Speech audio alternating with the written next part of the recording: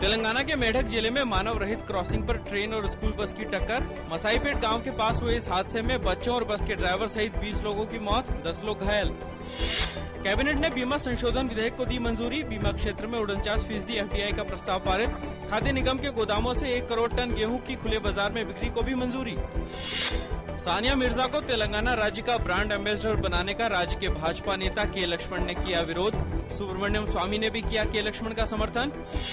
भाजपा के विरोध पर प्रतिक्रिया देते हुए टीआरएस सांसद के कविता ने कहा कि सानिया मिर्जा को तेलंगाना का ब्रांड एम्बेसडर बनाए जाने का फैसला सोच समझकर लिया गया है और सभी दलों को इस फैसले का सम्मान करना चाहिए। स्कॉटलैंड के ग्लासगो में हुई 20वें राष्ट्रमंडल खेलों की रंगारंग शुरुआत। भारतीय दल ने की परेड की अगुवाई। 11 दिन तक चलने वाले राष्ट्रमंडल खेलों के आयोजन में 261 मेडल दांव पर होंगे। भारत का 215 सदस्यीय दल ले रहा है प्रतियोगिता में हिस्सा। खराब मौसम के कारण केदारनाथ यात्रा को एक बार फिर 26 जुलाई तक के लिए रोका गया। हालांकि बद्रीनाथ, हेमकुंड, गंगोत्री और यमुनोत्री यात्रा तमाम प्रयासों के बाद शुरू।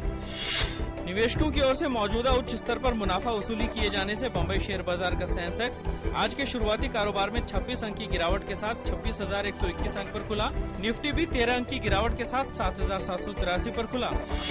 निर्यातकों की ओर से डॉलर की बिकवाली किए जाने के कारण अंतर बैंक विदेशी मुद्रा विनिमय बाजार में आज के शुरुआती कारोबार के दौरान डॉलर की तुलना में ₹6 मजबूत होकर ₹60.03 प्रति डॉलर पर खुला।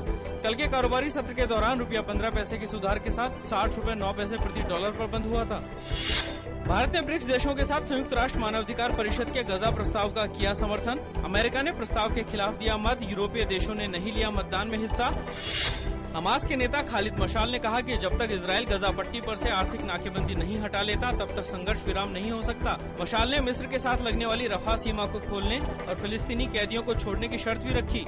अंतर्राष्ट्रीय समुदाय से गजा में दवाएं, तेल और अन्य सामानों की आपूर्ति करने की अपील।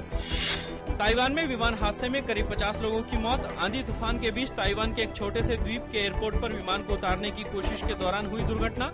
विमान के एयरपोर्ट के बाहर क्रैश होने से कुछ भवनों और वाहनों को भी पहुंचा नुकसान। नाइजीरिया के कदुना शहर में पूर्व राज्य प्रमुख को निशाना बनाकर किए गए 2 लगातार हमलों में 42 लोगों की मौत हो गई। माना जा रहा है यह हमला बोको हराम आतंकवादियों ने किया।